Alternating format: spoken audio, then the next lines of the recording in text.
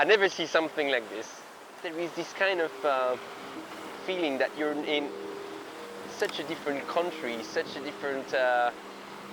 It takes your heart.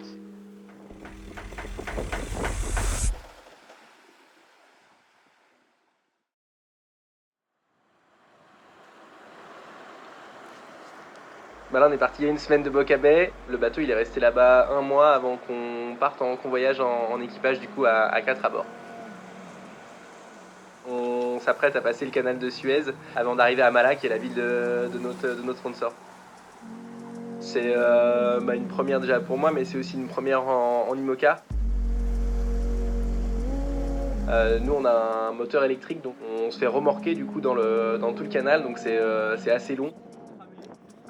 Ça fait chaud au cœur d'être un peu à la découverte d'un monde qui est existant, mais avec ce type de bateau, on n'a pas l'habitude d'aller les montrer dans ces coins du monde.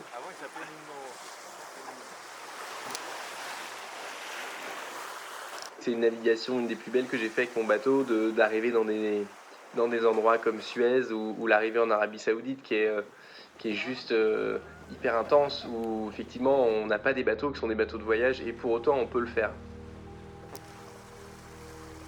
Dans notre arrivée en mer Rouge, c'est vraiment par rapport à mon enfance, ça m'a rappelé de très bons souvenirs de voyages, d'aventures et voilà, d'arriver dans des pays où on parle pas la même langue, on arrive à peine à se comprendre. Il y a toujours cette envie de voir par ses propres yeux ce qui s'y passe et la réalité des choses. L'arrivée là-bas, pour moi, elle est juste, elle est incroyable de beauté, de gentillesse.